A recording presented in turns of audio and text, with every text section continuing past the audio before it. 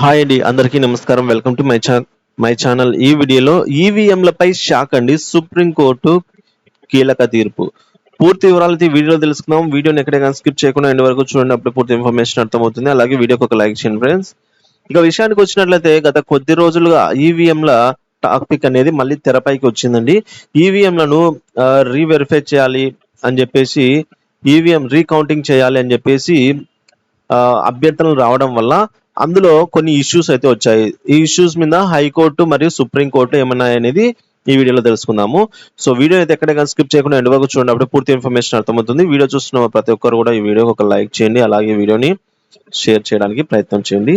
ఇక ఆలస్యం చేయకుండా మనం వీడియోలోకి అయితే వెళ్ళిపోదాము.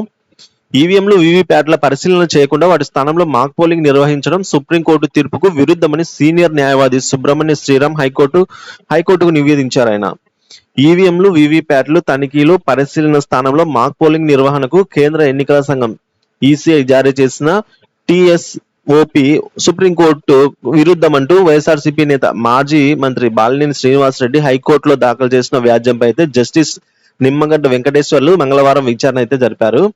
సో బాలినేని తరపున సీనియర్ న్యాయవాది శ్రీరామ్ దాదాపు అరగంట వాదనలు అయితే వినిపించారనమాట. సుప్రీంకోర్టు తీర్పు ఉద్దేశం, ప్రధాన సారాంశం, దానికి ఈసీఐ ఏ విధంగా వక్ర భాష్యం చెప్తోందో వివరించారు ఆయన.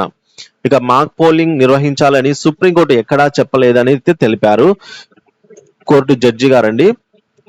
సో ఈవీఎంలు వీవీప్యాట్ల పరిశీలన చేయకుంటే సుప్రీంకోర్టు ఇచ్చిన తీర్పు ఉద్దేశం నెరవేరదు అని అయితే చెప్పారు. మాక్ పోలింగ్ వల్ల ఎలాంటి ప్రయోజనము ఉండదు, అలాగే ఈవీఎం వీవీప్యాట్ పనితీరు మాత్రమే తెలుస్తుంది కానీ ప్రయోజనం ఉండదని తెలిపారు. ఈవీఎం వీవీప్యాట్ పరిశీలన వల్ల ఎన్నికల ప్రక్రియ మరింత పారదర్శకత్వంగా ఉంటుంది అని సుప్రీంకోర్టు స్పష్టంగా చెప్పిందని అయితే హైకోర్టు వారు వివరించారు. వారి పరిశీలన వల్ల ఓడిపోయిన అభ్యర్థులకు ఓట్ల గురించి తెలుసుకునే అవకాశము, ఈవీఎంల ట్యాంపరింగ్ బయటపడే అవకాశం ఉందని అయితే తెలిపారు. ఇందుకే సుప్రీంకోర్టు ఎన్నికల ఫలితాలు వెల్లడైన 45 రోజుల వరకు కూడా ఈవీఎంలు వీవీప్యాట్లను భద్రపరచాలి అని ఆదేశించిందని అన్నారు. ఇక ప్రతి అసెంబ్లీ నియోజకవర్గం, పార్లమెంటు నియోజకవర్గంలోని ఒక్కో అసెంబ్లీ సెగ్మెంట్ లో ఒక్కో ఈవీఎం వీవీప్యాట్ ను ఎన్నికల సంఘం భౌతికంగా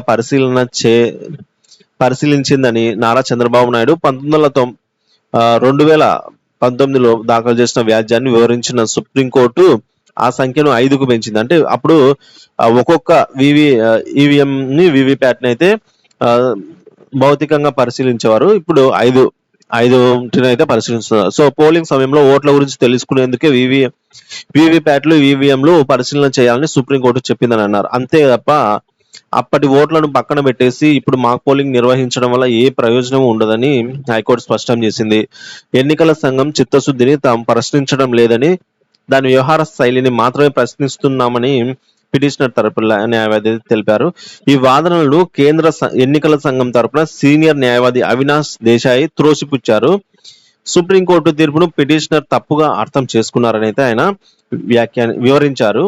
ఇక ఈవీఎం వీవీప్యాట్ లెక్కింపు సాధ్యం కాదన్నారు ఒకే మాట.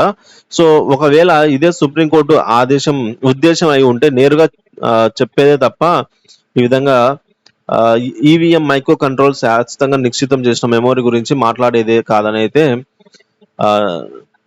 కేంద్రం తరపున న్యాయవాది తెలిపారనమాట.